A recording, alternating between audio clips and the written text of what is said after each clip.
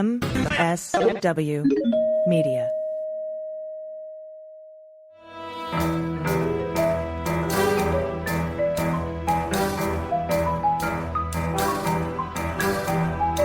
The rule of law is not just some lawyer's turn of phrase. It is the very foundation of our democracy. The essence of the rule of law is that like cases are treated alike. That there not be one rule for Democrats and another for Republicans, one rule for the powerful, another for the powerless, one rule for the rich and another for the poor, or different rules depending upon one's race or ethnicity. To serve as Attorney General at this critical time is a calling I am honored and eager to answer. So now it's clean up on aisle 45 time. And for a long while yet, it is going to be clean up on aisle 45. Hey, everybody. Welcome to episode 162 of Clean Up on Aisle 45. It's Wednesday, February 28th, 2024, the busiest week in news in the universe. I'm Allison Gill. And I'm Pete Strzok. It's the busiest so far. It's the slowest for the rest of your life. We have way too much to cover today, but we're going to do our best. So buckle in because we have updates on. Let me take a big breath. Pete Navarro, Steve Bannon, the election interference, hush money, Manhattan DA case, the New York Attorney General civil fraud disgorgement, the E. Jean Carroll order, the Kraken elite strike force sanctions, the Alexander Smirnoff arrest and second arrest, the Jim Biden testimony, the Hunter Biden motion to compel discovery, and Alex Jones update, a referral by the Wisconsin Ethics Commission, and of course the latest in Fulton County is a Monday, which is when we record this episode. Oh, is that it? Is that all? Yeah, I had to take a breath. I didn't make it all the way through. Yeah. You know, I used to do these shows, you know, the kind of shows where you have somebody come up and just play and sing like sing-along songs. And one of my tricks was that I could do an entire verse of "It's the End of the World as We Know It and I Feel Fine" by REM without taking a breath. And I always ended up winning. And that was just a way to get free drinks, Pete. So I hope somebody buys you a cocktail for being able to get through that list. I didn't make it. I failed. So they owe me nothing. I get nothing. I get a glass of water. Stupid elite strike force Kraken sanctions. I would have done it too if it weren't for you. If it weren't for those meddling strike force Krakens. Oh, anyway, I think we're going to have to do a lightning round on a lot of these, and we'll do a deeper dive in some of the bigger stories, including the Smirnoff arrest and rearrest, David Weiss and what's going on in the Hunter Biden investigation, and of course, the Fulton County stories. But before we get to any of it, we need to thank some new patrons. As a patron, you get these episodes early, you get them ad-free, you get invites to our Zoom Q&A happy hour calls, pre-sale tickets to live events, and the peace of mind knowing that you're supporting independent media during this crucial moment in history. And patrons at the $2 level, you get a whole extra episode each week, twice as many episodes. So thanks to our new patrons, including Fingers, Lisa Rue, Maris Lawson.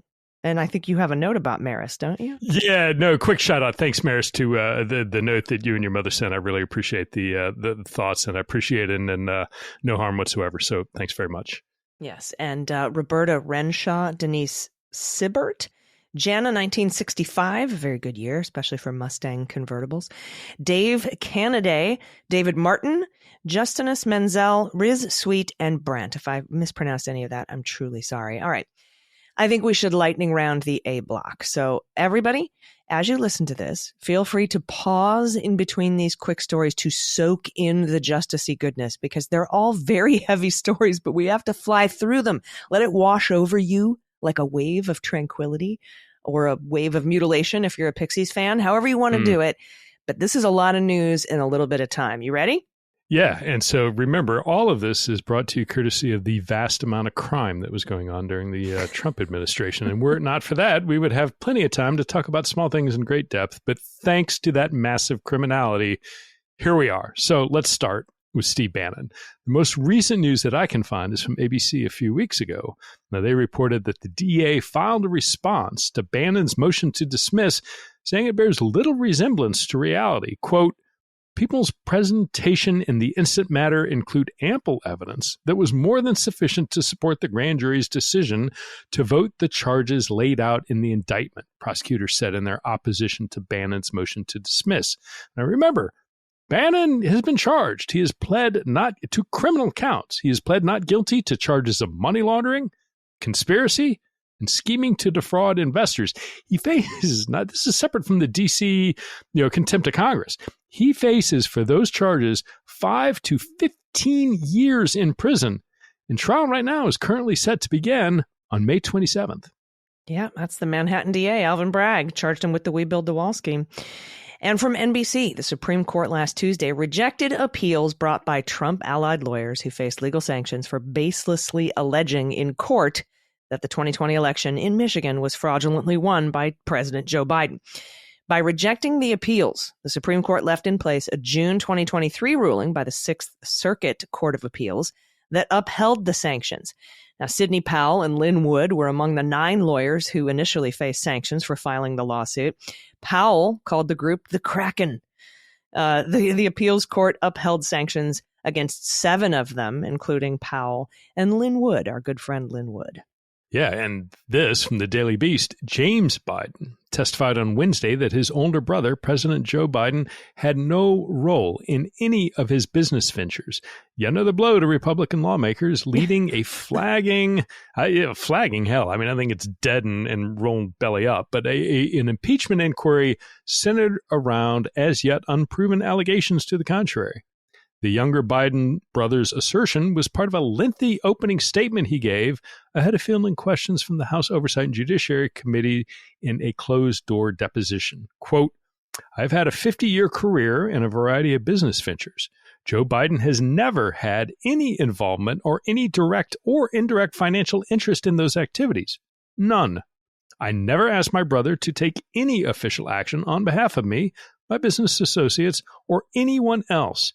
In every business venture in which I have been involved, I have relied on my own talent, judgment, skill, and personal relationships, and never my status as Joe Biden's brother. Those who have said or thought otherwise were either mistaken, ill-informed, or flat out lying." And with James Comer and his brothers and sisters, you can't rule out 2 or all 3 of those, I suppose. Yeah, I think all 3 probably apply. All right, this one's from Bloomberg. The families of Sandy Hook school shooting victims voted overwhelmingly in favor of a plan to wrap up Alex Jones's bankruptcy proceedings by liquidating the right-wing talk show host's assets. Jones's general unsecured creditors, comprised mostly of Sandy Hook families, holding about $1.5 billion in defamation judgments against the famed conspiracy theorist. They voted unanimously, 100% in favor of Chapter 11 plans that would methodically liquidate and redistribute his property and cash while preserving potential legal actions against parties affiliated with Alex Jones and his InfoWars program. The parties are scheduled to hold plan approval. There's a hearing for that in late March. So there was another plan put forward by Alex Jones where he's like, can I just give you $5 million a year for 10 years and then we can think about it later? No. 100% of the creditors of the people who he owes money to were like, nope, we're going to liquidate your shit. Yeah, and that's coming, right? In a month from now, we'll be there. So in this, from the Washington Post, a bipartisan ethics panel in Wisconsin has recommended felony charges against one of Donald Trump's fundraising arms in relation to an alleged scheme that it says was meant to circumvent campaign finance laws to take out a powerful GOP lawmaker who has turned against Trump, namely Robin Vos. The Wisconsin Ethics Commission this week found probable cause that Trump's Save America Committee, a state lawmaker, and multiple local Republican officials committed felonies by exceeding donor limits to Voss's opponent, a Trump ally named Steen, and recommended 6 district attorneys investigate and prosecute them. In addition to Save America, the commission referred for prosecution Steen's campaign, the 3 county parties, and 9, count them, one less than 10, 9 individuals, including county party officials and donors. I'm starting to think this crime was widespread. I'm starting to think it was not just in Georgia. I'm beginning to think that there was a large plan afoot across many states to engage in crime to try and keep him in office. Yep. The rats are eating each other. And now, In the New York Attorney General's civil fraud trial, where Judge Engoron fined Trump and his associates and sons $364 million, Trump asked for a stay, and he wanted motions practice on downgrading Judge Engoron's ruling, meaning he wanted to be able to have a briefing schedule, where one party files their motion and another party responds, and then there's a third reply. He wanted motion. That's called a motions practice on downgrading Judge Engoron's ruling. The judge denied that, and Donald filed one last-ditch attempt. The Attorney General's office filed a response reminding the court that Trump already asked for all this, and the court declined. So this is stupid.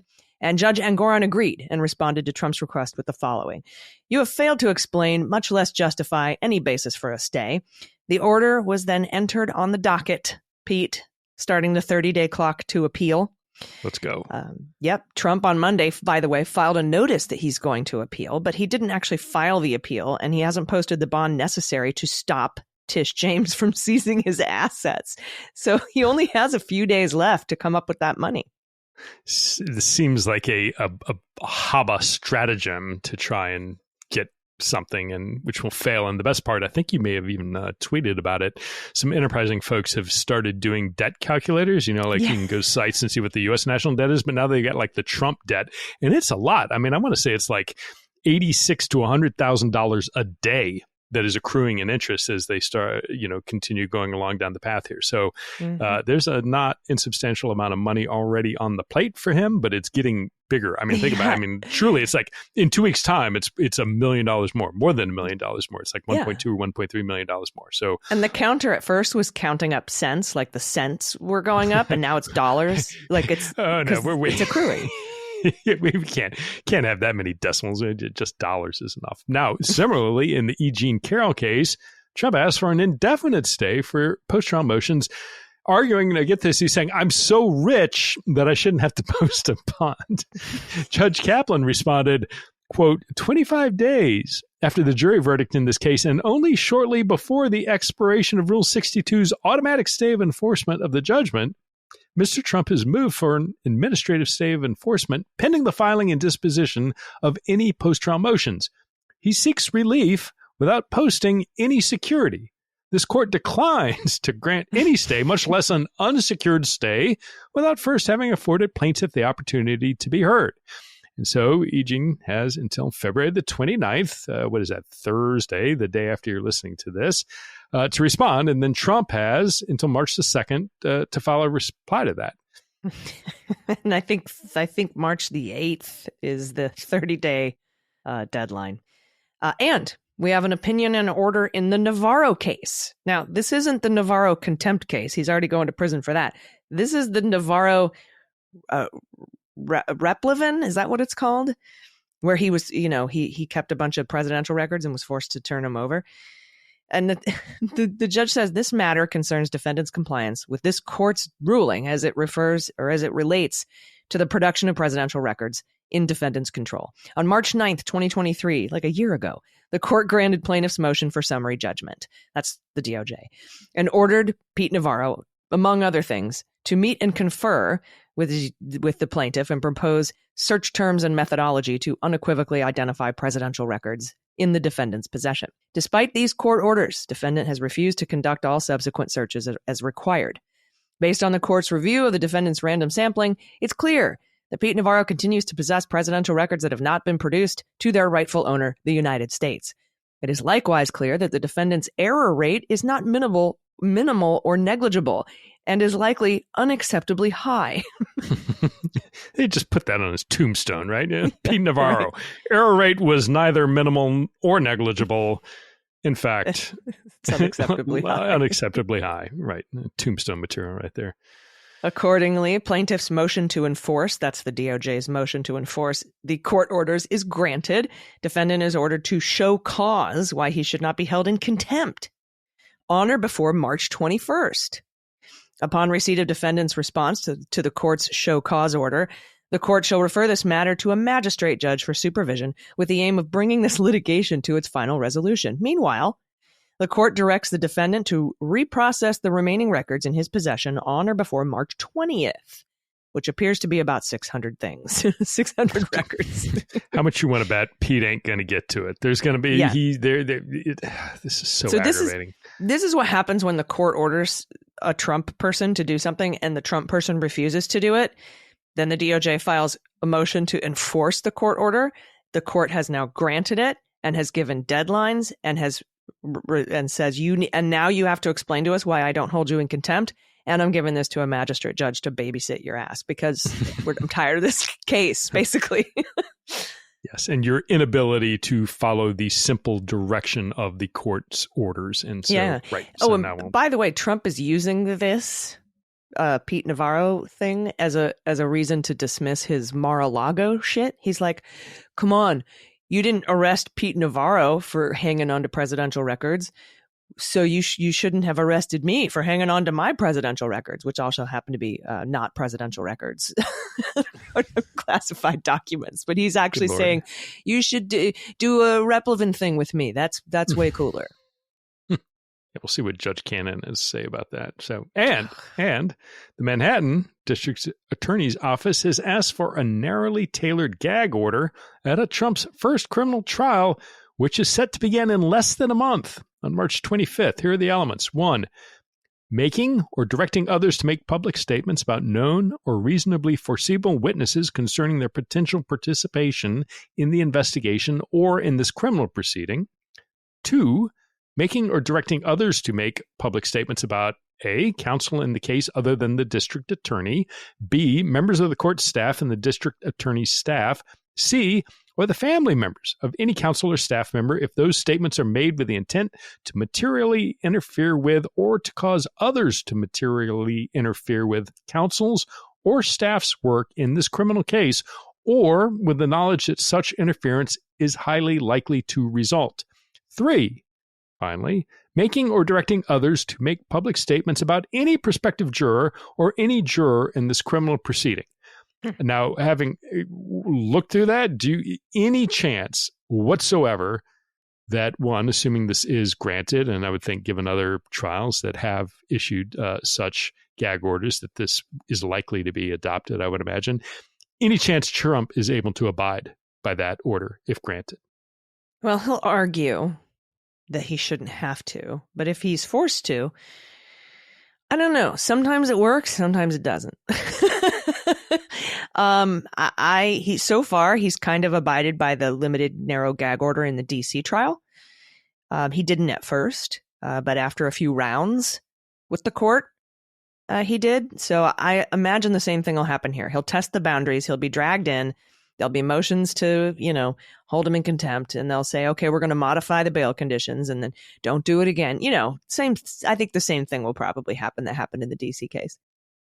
Yeah, and I'm wondering too, like DC's been quiet because it's up with the waiting on the Supreme Court to say something, say anything. And I know on, I think on the Jack podcast, if you haven't, you're going to be talking to somebody, Steve Vladek, I think, who's saying the longer this goes, the worse news that is for Trump, that they're going to rule against immunity. But we're still waiting on that. And I think it could be that Trump has not run afoul of Judge Chutkan's orders because he simply hasn't had any real courtroom proceedings to get snippy about. So we'll see. I'm not.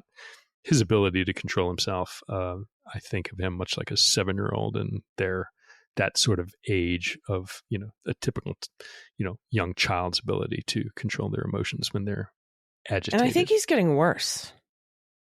Well, some of his speeches have just been crazy. And again, we're not, we're talking about it here, but the funny thing is, like, I'm still surprised every time he makes not only either like strange, arguing whether or not he actually has the mental acuity that he needs to be president, but then also some of the extraordinarily racist things he was saying. It's like, lights are so bright, I can only see the black people in here. It's like, oh my God. Yeah, or black people like me because I was indicted for crimes. Right. Yeah, come on.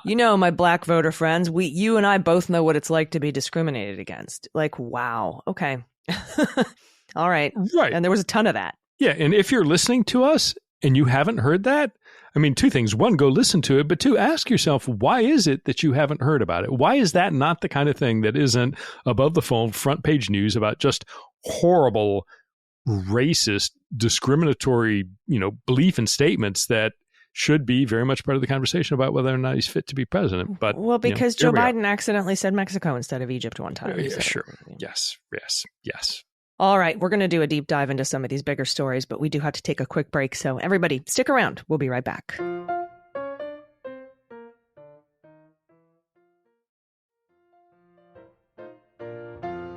Hey, welcome back. We have more patrons to thank. Kyle Stewart McJunkin, Mary Reardon, Sheila and Jason Justice is Coming Myers, C.K. Stevens, SPI Maker, Milkshake Jake the Ethical Dog, Autocratic Mega Fascists, a.k.a. Trump is a two-headed dildo, Evelyn Stapleton, Lauren Stapleton, Jacob B., and Tiffany Bo Helton. Thank all of you so much for your support. Thank you for... I have to break it. The Autocratic Mega Fascists is a reference to a Daily Beans episode called Charismatic Megaplastics. And it's about, what subsequently came after that name. Nice. Because there was a group of parents leading a group of children cleaning up a creekside, and one of the kids found one of those items and was hitting his friends in the face with it. It was one of our most hilarious episodes. It was in the good news section where people submit stories. And that was Charismatic Megaplastics. That's the Autocratic Megafascists reference. I said that. Well, thanks for that. That now it makes a lot more sense. But anyway, thank you.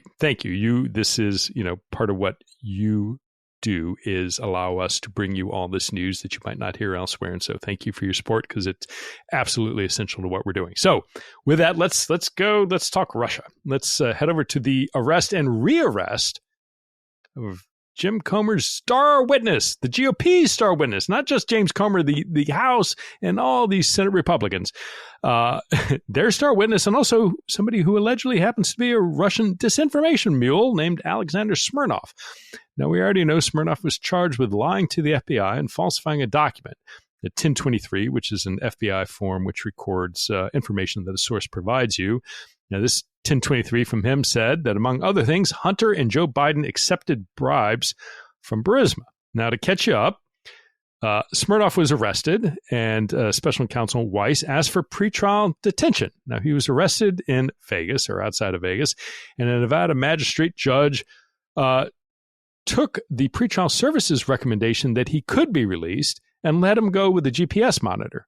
Now, the jurisdiction then went to the Central District of California, but Smirnoff's lawyer tried to get another hearing in Nevada for Smirnoff's continued release, because the government said, hey, look, we're appealing that decision because we don't think he can safely be released on his own recognizance, even with GPS monitoring. So Weiss filed a motion to reconsider it, and then the California judge said, hey, look, by trying to get a hearing in Nevada, Smirnoff's attorneys were trying to help Smirnoff flee the United States, which may have been overblown language. But he said, hey, I'm setting a hearing for Monday morning. And during that hearing, the California judge heard all the evidence, heard from the government, heard from Smirnoff's attorneys. And he said, you know what? Nope. I'm ordering Smirnoff jailed pending his trial. Yeah. And Smirnoff even came back with more bail conditions, right? Like I promise I won't get, I got a letter from the Israeli consulate who says they will not issue me another passport. Like, he went out of his way to try to, see if he could get to stay out of jail. And no, he lost. The California judge says you have to be detained. And a lot of that has to do maybe with the fact that he lied to pretrial services. Smirnoff did, by saying he only had access to a few $1,000s when in fact he had access to about $6 million. And David Weiss and Wise, who was the other prosecutor on this, Weiss and Wise, the other prosecutor on this case, said, look, he's got access to all this money. He lied. We might charge him with perjury for that. So they argued to the California judge, and the California judge, Judge Wright, W-R-I-G-H-T, has overridden, I guess, what the magistrate judge in Nevada did by releasing him and said, nope, you got to go to jail until your trial. Yeah, and one of the things he offered through his attorneys is like, hey, look, we will pay for private security to watch him. And some of it's like, all right, well, if you're going to pay for private security to watch him, at the same time you're claiming the pretrial services that you only have a few $1,000s in the bank, where are you going to get this money to pay for private security? I mean, the story just doesn't hold up. They were kind of like, all right, you caught me. I got millions of dollars. Right, fine. So, yes. We could see superseding indictments on this guy. I wouldn't be very surprised at all. Yeah, and honestly. I'm curious, too, that it didn't, like the attorneys, his attorneys made a little bit of a stink about saying to the California judge, hey, Your Honor, you kind of insinuated, if not outright said, that, we were helping him or we're going to help him, dodge out of the U.S. And it came up in the hearing a little bit, but his attorneys didn't really make a big deal out of it. So, whatever it was, there was no blockbuster like, the government has, a source who says the attorneys are working to get him overseas or something. But at the same time, his attorneys didn't stand up and say, Your Honor, we're, absolutely appalled at your mischaracterization of our motives and demands, some sort of satisfaction. It kind of was not brushed aside, but it wasn't really addressed during the hearing. No, and in the filing either, right? Because Smirnoff's attorneys were like, you said this, that's not true. And then they just kind of moved along. But it was probably more likely, like you said, that the judge was just pissed that the lawyer for Smirnoff was trying to get a hearing in Vegas after jurisdiction already belonged to him. And so, that's probably where that language comes from. Smirnoff's lawyers also argued, Pete, that that Smirnoff never would have been charged if Weiss and Wise had not tried to use the 1023 to indict Hunter Biden on FARA charges. Smirnoff's attorneys referred to the charges as make weight and politically motivated. Now, make weight means that's when you add something to a scale to, make it weigh what you want it to weigh. And Wise, of the DOJ, of Weiss's team, responded, are you saying we're working at the direction of Trump and congressional Republicans? Unprompted. He said that. Well, yeah, now kind of. But that's what he took from Smirnoff's use of make weight and politically motivated. And Marcy Wheeler wrote, she said, it's likely that close scrutiny of Smirnoff's ties to Russia in the conjunction of involvement in 2 information operations, to say nothing of his possible retroactive reporting to cover it up, made the charges necessary. Close scrutiny of Smirnoff's ties to Russia made the charges necessary. But, she said, it is also absolutely certain they would not have been charged if Wise had not used the FD 1023 to reopen the case against Hunter Biden and try to charge him with a bunch of felonies. So that's kind of where her head's at with this, right? This was, Bill Barr shoving this 1023 down the throats of the Delaware attorney, Weiss, back in 2020, saying, you need to look into this because Trump had just yelled at him about the Hunter Biden investigation in right before the election. You remember the whole reporting of seeing Barr in the Oval Office and Trump screaming at him. And then I guess a few days later, Barr went to to Brady and said, you need to read in Weiss on this 1023. We need to get this going. And so that to what Marcy Wheeler is saying seems to be kind of like a frame job of Hunter Biden.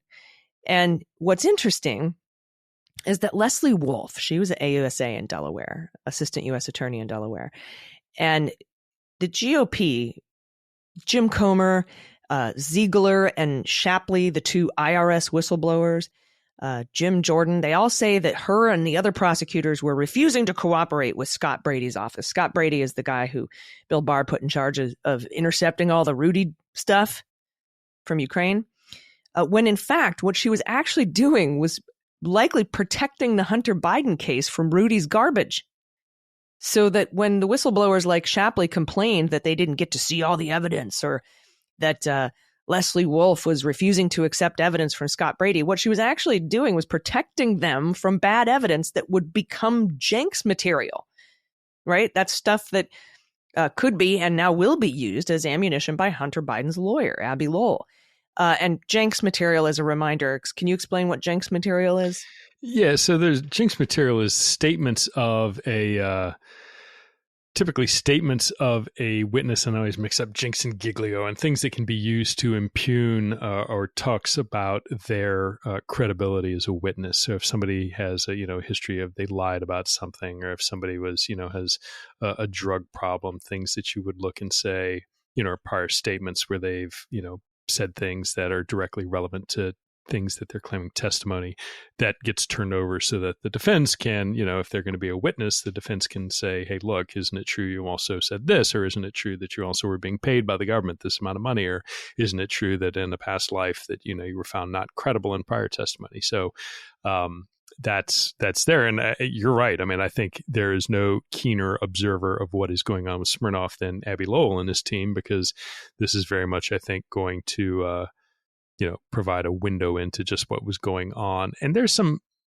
there were no doubt in my mind some shenanigans going on with Barr and with Brady in the Western District of Pennsylvania about all the stuff coming in from Rudy and others. And now we know, at least, according to Smirnoff, that the allegation is it was Russian disinformation. So to the extent Abby Lowell can use that to undermine what the government is trying to prove in Hunter Biden's case, it's going to be very useful to them.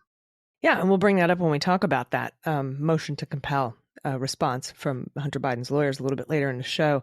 And, that kind of makes Weiss, if all this is what Marcy is saying is got weight to it, that makes Weiss a witness in this case. And so she sums it up like this. Leo Wise seemingly used the Smirnoff 1023 as an excuse to reopen the case against the president's son, only to discover it opened a nasty can of worms. It gave Abby Lowell the evidence to prove that the prosecution of Hunter Biden was infected by an effort by the attorney general to accommodate the dirt that Trump's lawyers picked up from Russian spies. And it gave Wise a real headache of a prosecution to deal with. And I think that that's true in a lot of ways, because now all of this might have to come out in discovery. And that's, again, we'll talk about that. But Pete, I have some good news for you. Yay. I have some good news. House Judiciary Committee Ranking Member Jerry Nadler urged Attorney General Merrick Garland and the Department of Justice Inspector General Michael Horowitz to investigate former U.S. Attorney Scott Brady for providing false or misleading testimony to the committee during a transcribed interview in October 2023.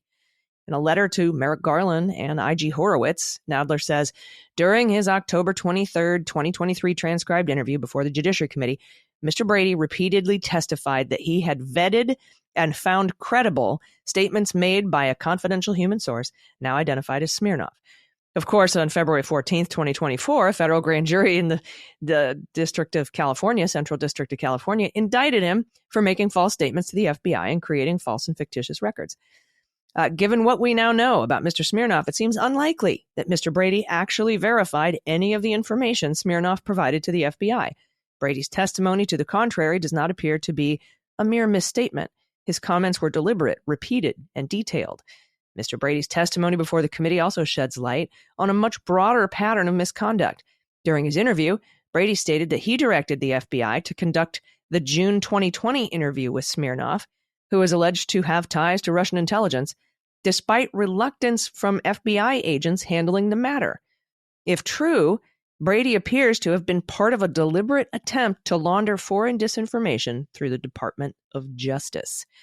Ooh, so looks like Jerry Nadler is with you on team. You need to investigate this, Department of Justice. Yeah, and we'll see. I mean, keep in mind, too, that, Nadler, the Democrats are in the minority, so doesn't usually carry the same weight if, the majority, the chair of a committee sends a letter. The DOJ and most federal agencies understand that, if they don't respond, that committee can turn around and subpoena people to come in or, hold hearings. The minority can't do that. So the hope I have is that people understand that this is a righteous ask and request on the part of Nadler. I do think, and I've said it before, I'll say it again, I don't think Republicans do a much better job of sort of playing the refs. And if you look at everything from Chuck Grassley to people who scream and tend to get, folks like the IG to sort of jump up straight and go do their bidding. Like to get the 1023 released. Right. I don't think the Democrats do as good a job of that. So we'll see where this leads. But it's clear, if anything, if I'm Chris Wray at the FBI, to the extent there are allegations like this, I want to be able to have some protection of the FBI and the agents within the FBI saying, no, we thought it was nonsense and Brady insisted that we do it. But keep in mind there are weird things, Allison, like the travel records and whether or not that they verified that Smirnoff traveled when he said he did. There's some conflicting statements around when he did travel, whether or not the actual records back that up. And there's some conflicting statements in there. So it isn't, attorneys, AUSAs and US attorneys can do some stuff, but when you hear people doing things, typically that's an FBI investigator doing it, whether it's an agent or an analyst. So I would want, if anything else, the IG to take a look at it just so there's a clean bill of health, that they can say, no, the FBI did this the right way. And to the extent there was malfeasance, it was on the part of Brady. But, again, whether or not the IG, they've got this, they've got to look in. I hope they're looking into how were we not prepared for January 6th? How did DOJ and the FBI not have any better sense of what was coming, given the fact that, 80% of America paying attention knew what was going to happen? Why didn't you go into that closet in Mar-a-Lago? Yeah, right. Just like, oh, it's locked. That's fine. Shelving. Nope, leave it alone. Next, don't we have like 4 different search warrants we have to execute today? Let's just get to the next one. Yeah, keep going. So, we'll see. But I was glad to see that letter because there are certainly reasonable questions being raised there.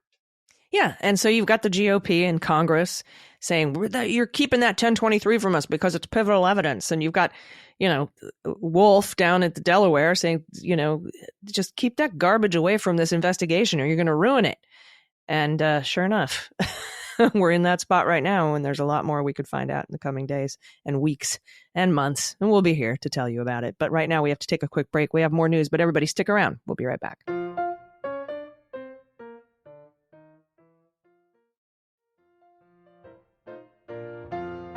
Hey, everybody, welcome back. We have more new patrons to thank, including Chuck Bramlett, Elizabeth Steiner, Nathan Dorn, Headphone_Friends with a Z, Scott Shannon, Barbara Gibbs, Tadrick Anderson, Acting President, Pete Strzok F-Bomb Laden Rant Preservation Society, Marcy Doynow, Thomas Zapeta McMillan, Bocce Balls, BOTCHIE Balls, and We Can Feed Everybody. That's a nice name. We Can Feed Everybody. You were right, because we can. All right, since we covered the Smirnoff saga, and since he was part of the David Weiss investigation into Hunter Biden's stuff, let's discuss Abby Lowell's response in support of Hunter Biden's motion to compel in the gun charges case. So this is a supporting brief in Hunter Biden's original motion to compel discovery, to try to get all this stuff from David Weiss. It opens by saying the prosecution's response to Mr. Biden's motion to compel simultaneously seeks an unnecessary fight about tangential issues and then avoids addressing actual disputes that have been identified. For one example, the opposition focuses more on what the prosecutors have produced rather than what they have not, and then steadfastly objects that it should not be required to declare that it has fulfilled its Brady and related discovery obligations. Another example is the prosecution's rhetoric accusing Mr. Biden of making misleading omissions and being dishonest for not addressing what the prosecution has produced, despite this being a motion to compel what the prosecution has not produced. The law does not give the prosecution a participation trophy for playing in the event. They should finish the process without a defendant cheering them for partial efforts. Okay. The section is now called "The Prosecution Refuses to Confirm Its Compliance with Its Discovery Obligations." And this is the crux of this filing.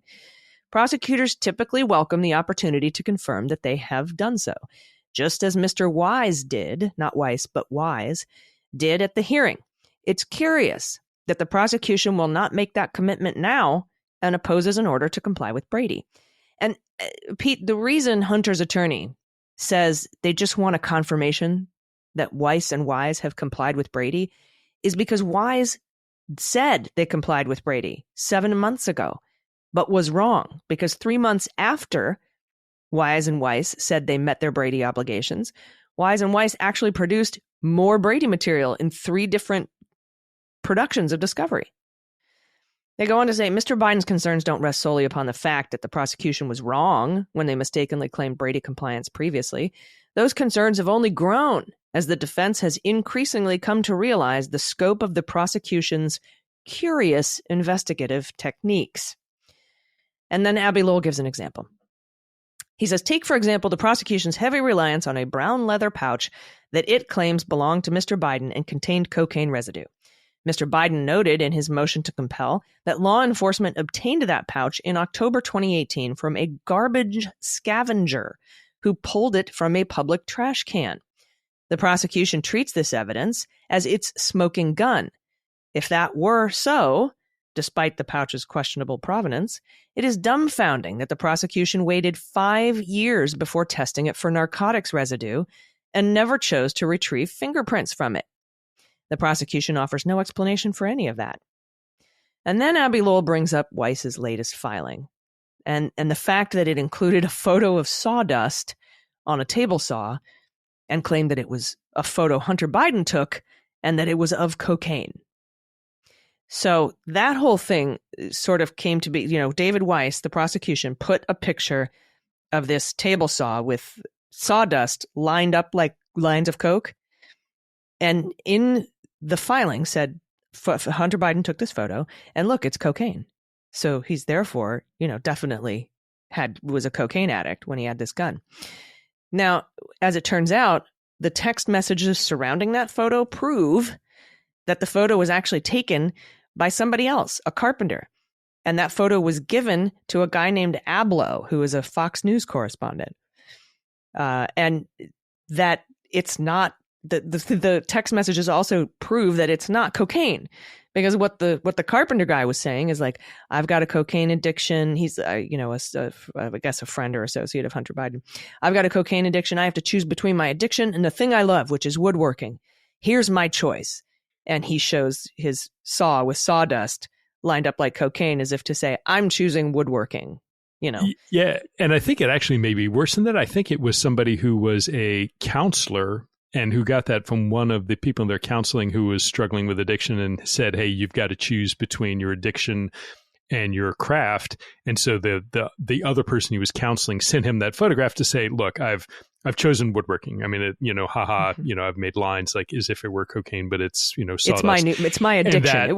The message was woodworking is my addiction now. Right. And then I think that the counselor sent that to Hunter and said, I hope you make the same decision. Good decision. If that's accurate, then you've got like a potential piercing of, that's a potentially a licensed psychiatrist or counseling his like a HIPAA violation, patient. And those are privileged communications. So there's a bunch that looks bad. And again, things happen in prosecutions, but when you're prosecuting Hunter Biden, you've got to know this is going to be scrutinized at such a minute level of detail that this just looks really bad. And, everybody's Hannity was putting that up there saying, people are saying sawdust. You tell me, is that sawdust? Yeah, Sean, it's fucking sawdust. It's, no question about it. Somebody, kind of put it out in lines, but it's not difficult if you have half a brain to understand that it is. And see the context of the exchange. And this is exactly, if you're Abbe Lowell saying, you've put this false information out there, it's inaccurate, and now my defendant client is being pilloried in the court of public opinion for something that's utterly false that you, government, messed up in your filing. So, it's good lawyering by Abbe Lowell. It's unfortunate that Hunter Biden is having to, defend himself against nonsense like this, but I worry, or not worry, I think it may be a harbinger of a lot of other systemic problems that are going to start coming out. Yeah, I think they'll come out too. Yeah. So we'll, stay tuned. I mean, if there's one thing that Abbe Lowell is good at, it's very vigorously defending Hunter Biden. He launched, not only this filing, but it was part of a mass series of filings, all of which, some may be, have a small chance of success, but there's some are real. And keep in mind, too, there's this whole question about whether or not the gun charges are constitutional at all. Right. Given recent Supreme Court rulings that says, well, no, you can't prohibit somebody from having a gun, based on, certain previously disqualifying factors. So, with that, Lowell, as part of that, brings up the Smirnoff indictment. And he says, hey, look, quote, nevertheless, with prodding from extremist Republican members of Congress who initiated an impeachment inquiry of President Biden based on the same baseless allegations and the right-wing media, the prosecution team that was already pursuing Mr. Biden resuscitated the baseless investigation of Mr. Smirnoff's ridiculous claims against Mr. Biden 34 months later. It now seems clear that the Smirnoff allegations infected this case, and why, on July 26, 2023, the special counsel answered as it did the court's question about whether the diversion agreement's immunity provision would bar charges under the Foreign Agents Registration Act. Continues, lo and behold, some 7 months later, the special counsel finally figured out that Mr. Smirnoff was lying, which should have been obvious to everyone, certainly by August 2020, when DOJ closed the investigation. The special counsel charged Mr. Smirnoff with lying and obstruction, but the more interesting part of the story is not that Mr. Smirnoff lied. It is more remarkable that beginning in July 2023, the special counsel's team would follow Mr. Smirnoff down his rabbit hole of lies as long as it did. Disclosure about why the special counsel abandoned its June-July 2023 agreements with Mr. Biden and the role played by the Smirnoff allegations may reveal flaws worse than mistaking sawdust for cocaine. If the prosecution believes it is now fully satisfied its Brady obligations, rather than deny Mr. Biden's motion, the prosecution should just affirmatively confirm as much to defense counsel and the court, rather than bemoan Mr. Biden's filing. Allison, this is starting to feel, I'm starting to feel like I did with John Durham's court filings about Danchenko and Sussman. There's starting to be a little bit of like fraying around the edges where you're like, oh boy, is this like, the entire tapestry going to start to fall apart? It ain't great. No, it isn't great. And I think we'll continue to learn more as we go on. But this does, to me, feel like an indictment of Smirnoff to clean up a mess, a can of worms that they opened by trying to follow this down the rabbit hole. All right. And in a related story, there was a hearing this week in the defamation lawsuit brought by John Paul Mac Isaac against Hunter Biden in Delaware. If you'll remember, in 2021, Biden said to CBS, quote, there could be a laptop out there that was stolen from me. It could be that I was hacked. It could be that it was Russian intelligence. It could be that it was stolen from me or that there was a laptop stolen from me. Now, that's the statement that John Paul Mac Isaac is saying is defamatory. Biden's attorney asked for summary judgment, saying Hunter Biden didn't say you did. He said it could, So this doesn't meet the legal definition of defamation. Now, Mac Isaac's attorney, Ronald Poliquin, I guess is how you pronounce that, he argued that Hunter Biden intentionally used those words during his interview. Quote, he's a lawyer, he's media savvy, he knows exactly what he's doing. Okay, so he didn't defame you. Now, Biden's attorney argued that it wasn't Biden that made Mac Isaac famous. He said, who identified John Paul Mac Isaac to the world? Let's think about that. Was it Mr. Biden, or was it the 11 or 12 or 13 or 15 or 54 television appearances that Mr. Mac Isaac made? Now, Gary Grumbach, who's reporting for NBC, said, as an aside, Abby Lowell, Hunter Biden's attorney, said that when 51 intelligence officials suggested the New York Post story about Biden's laptop was Russian disinformation, their, quote, conjecture in 2020 was probably apt, referencing this week's news of the indictment of Alexander Smirnoff. Now, Judge Robinson did not make a ruling from the bench. He said he would be issuing a ruling in writing in the coming weeks, and we'll bring that to you when we have it. Yeah, what's interesting about that argument from Mac Isaac's attorney is there are different standards for defamation if you are a public figure. And one of those is like if you are a public figure to claim that somebody has defamed you, it goes to a higher level, what's called actual malice, that somebody knew that it was false or had a reckless disregard for the truth. But in any event, it is easier to bring a defamation charge if you are not a public figure. But now Mac Isaac's saying, hey, look, everybody, Mac Isaac, it was 11, 12, 13, 14, or 54 appearances. So if you're trying to, maybe they've already given up on trying to argue that Mac Isaac is, in fact, a public figure. But if you're going to try and argue that he isn't, it's not the argument you want to make. I mean, it's the inverse of the argument you want to make. But I think the judge will take his time, but I would not at all be, my guess, throws it out, dismisses the case because it seems like weak tea with this. Yeah, it's weak sauce. as Judge Emmett Meta would say. It's pretty weak sauce, Pete Navarro. All right, we have one more story, a couple more stories to get to, but we need to take one last quick break. Everybody stick around. We'll be right back.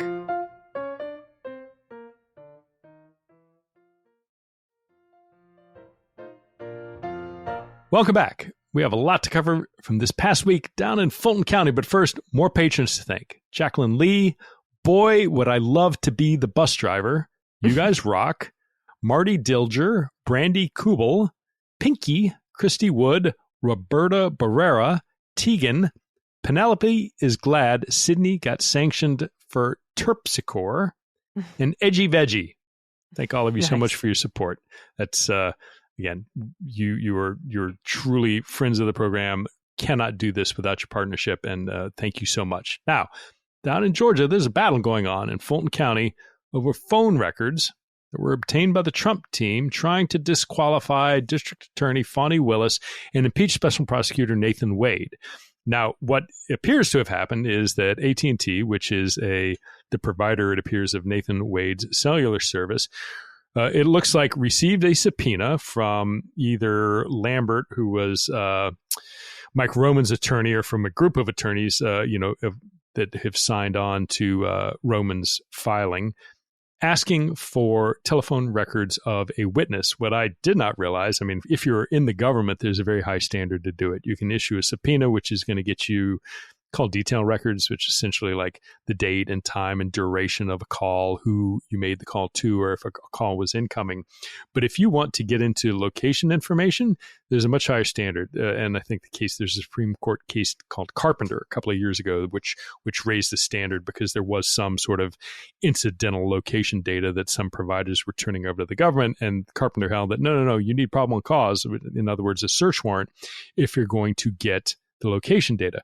What I didn't know, and as it turns out, if civil litigants or criminal defendants can issue subpoenas to get these records, not just for themselves, but for other witnesses. And it looks like that's what happened, that, Mike Roman's legal team and others sent a subpoena to AT&T to get Wade's telephone account information, cell phone account information. They got not only his phone activity, his text activity, but also the cell tower sites that his phone was associating with. Now, a couple of them, forgive me for diving down into a little bit of a rabbit hole. There are two different levels of location, right? You can have, like, every time your cell phone is on, it is associated with a particular cell tower, and that information is collected by carriers.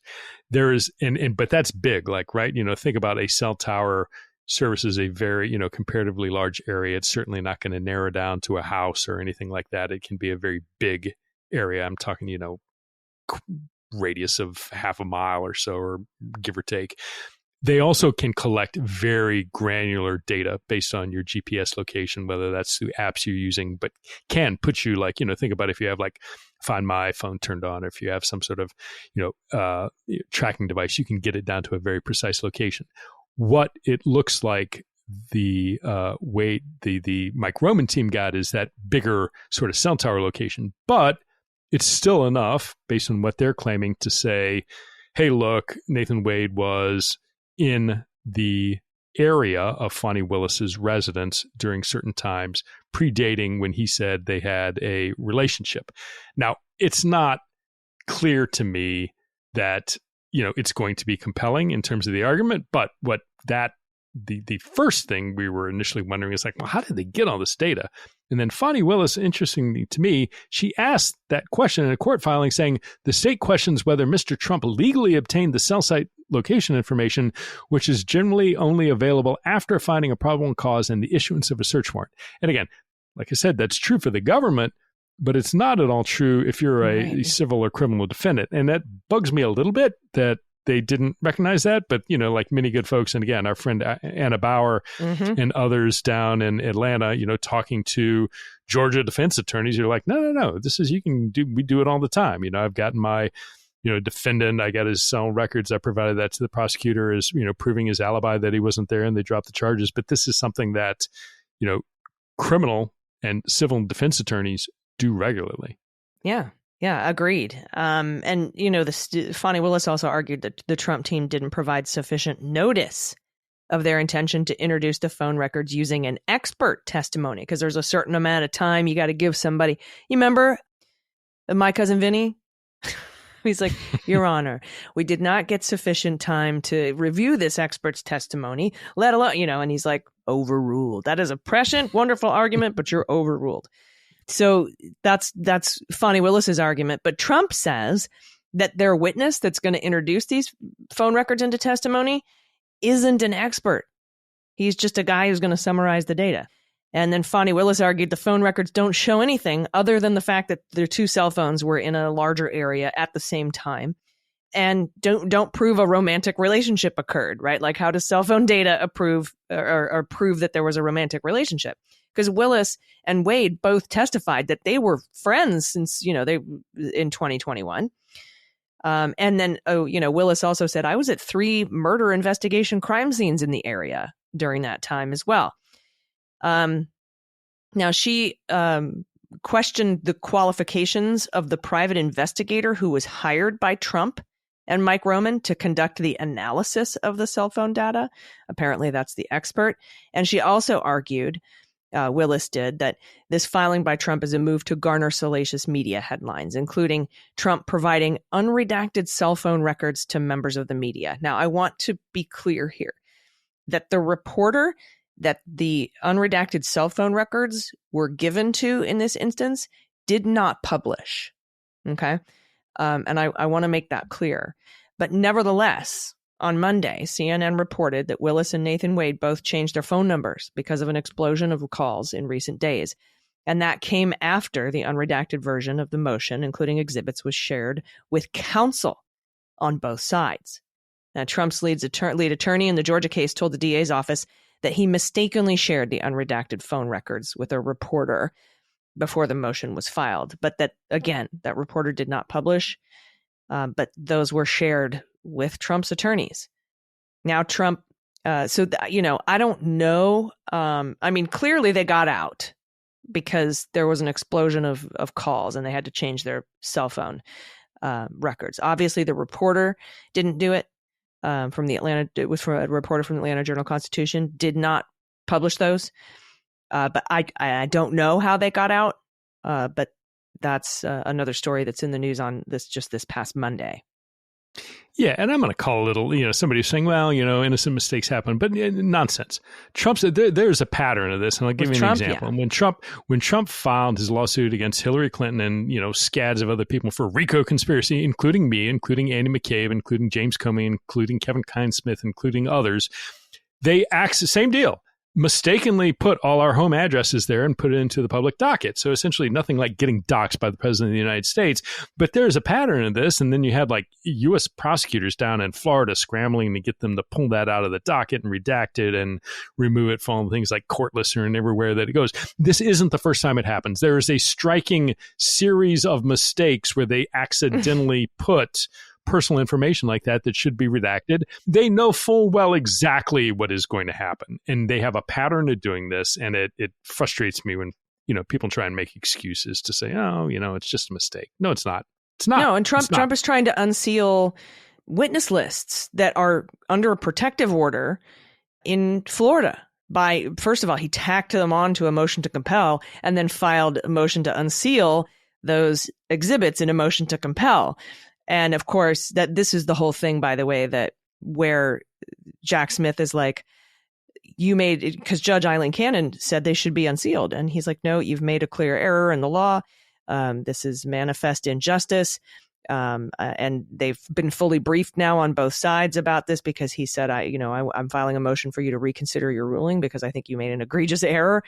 And we haven't gotten her final word on that yet, but I imagine if she again orders to unseal these witness lists, and there's testimony and other things in there too, that is under a protective order for discovery under the guise of it being part of a motion to compel, I think that he will appeal to the 11th Circuit. But Trump has a very long, sordid history of remember when he accidentally put Obama's address on? Mm-hmm. Yeah, and ended up having some crazy person get arrested because they were there. Mm-hmm. Weren't they live casting, looking to, find Obama's place? It's not by mistake. No. I'm very curious. I mean, again, it's not topic of our show today, but whether or not Eileen Cannon, I think, clearly understands if she rules against the government, they're going to the 11th Circuit, and if she's ready to get smacked down like she was with the the special whatever the term was for the judge who's going through the special master for the stuff season at Mar-a-Lago, if she's ready to get smacked down again, or if she understands that wouldn't be a great thing for her. But we'll see. No. Something else Trump was arguing, by the way, in this particular thing, and then we'll move on, was that Wade's cell phone data is proof of a romantic relationship. He responded, no, it's proof. And he also wants to introduce it to impeach Wade as a witness. And they also argue that the phone records were obtained legally through that subpoena to AT&T, as you were mentioning. And Judge McAfee has set a hearing on the disqualification matter for this Friday, March 1st, which you can watch on television or on Judge McAfee's YouTube channel. If you Google Judge McAfee YouTube courtroom, you'll get his channel. You see him there with his arms folded, like, this is my YouTube channel. He gets his YouTube channel, gets more action than most people's. So anyway, thanks to Anna Bowers for that thread on how they got the phone records. And I think Renato Mariotti has tweeted saying he's pretty sure these phone records are going to make it into evidence because he thinks they were legally obtained. In addition to the phone records fight, Nathan Wade has filed a post-hearing brief on the in-camera examination of attorney Terrence Bradley. Now, Bradley was Wade's attorney in Wade's divorce proceedings. And Wade is trying to prevent a lot of what Bradley is saying from coming in because of attorney-client privilege. Now, Trump's side is trying to get Bradley to testify that Wade and Willis had a romantic relationship prior to 2021. Wade is saying that even if Bradley did have information like that, he can't talk about it because it's protected by attorney-client privilege. And he also probably doesn't want any other salacious details of his divorce getting out into the public. So, after a behind closed doors, or known as in-camera hearing, about whether or not the judge can examine Bradley, Wade filed a motion. And this is the post-hearing brief on what happened in that hearing. And he says the defendants were allowed broad leeway to pry into the private life of Special Prosecutor Wade in an unprecedented public manner, spanning 2 full days of testimony. The defendants sought to introduce intrusive and legally irrelevant personal details of multiple people's lives for the world to watch unfold in real time, but still no credible evidence exists in the record to support their tenuous claims. If the court were now to disregard, quote, the most sacred of all legally recognized privileges, unquote, whose, quote, preservation is essential to the just and orderly operation of our legal system, unquote, it would be a step too far, and Special Prosecutor Wade is constrained to object. I have to object to you doing this, a judge. He said the court has already held it at least 14 times that attorney-client privilege applies to the communications from, Bradley. Attorney Bradley testified he has no relevant personal knowledge, and he sought advice of both counsel and the State Bar of Georgia on attorney-client privilege prior to that testimony. And Georgia law clearly prohibits compelled disclosure of attorney-client privileged communications at issue, even in camera. So even behind closed doors, you can't violate the attorney-client privilege. That's what Wade says. For the reasons set forth above, Wade is therefore compelled to object to any in-camera examination of Bradley that may unlawfully compel Bradley to disclose privileged communications to anyone. So we still haven't had, so just so you know where we're at with this, Bradley has not been examined by Judge McAfee in camera yet. They had a hearing about whether they could in camera. They had that behind closed doors. Now Wade has filed his briefing post that hearing saying, I have to object. Don't do this in camera. Attorney-client privilege still stands. He doesn't have relevant testimony anyway.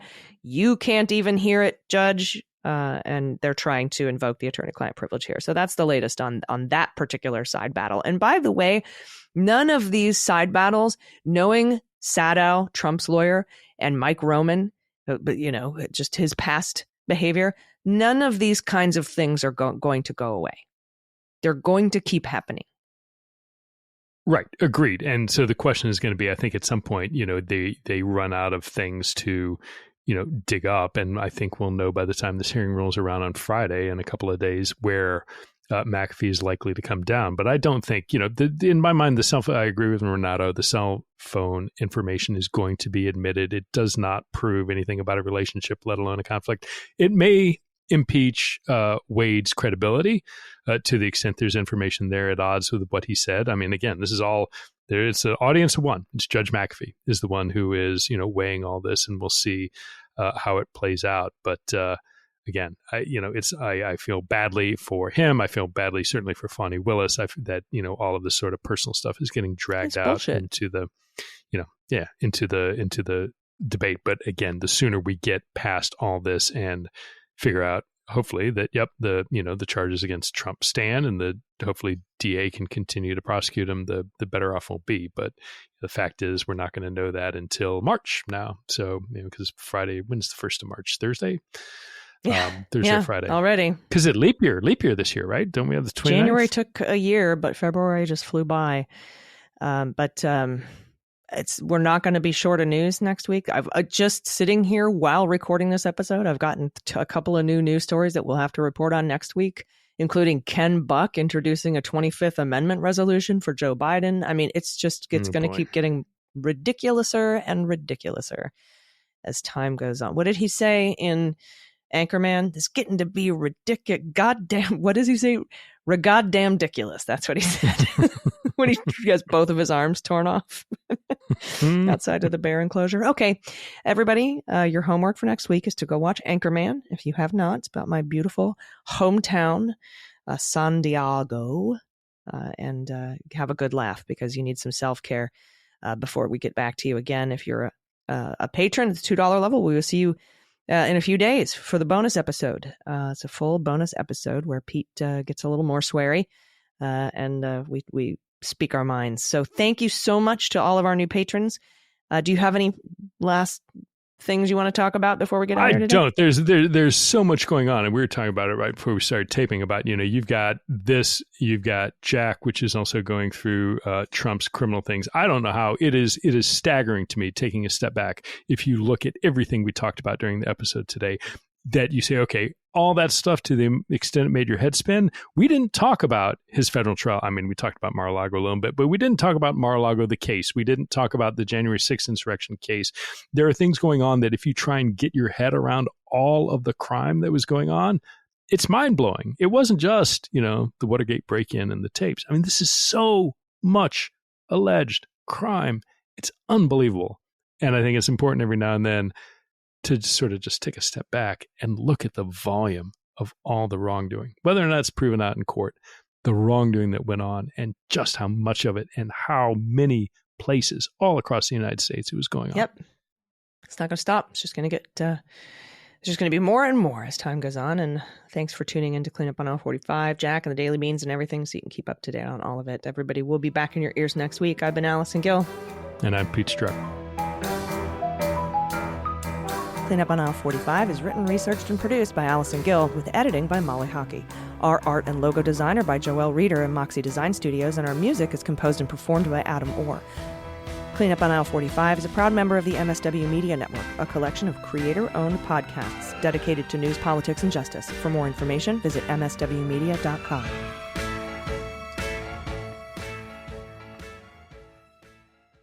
MSW Media.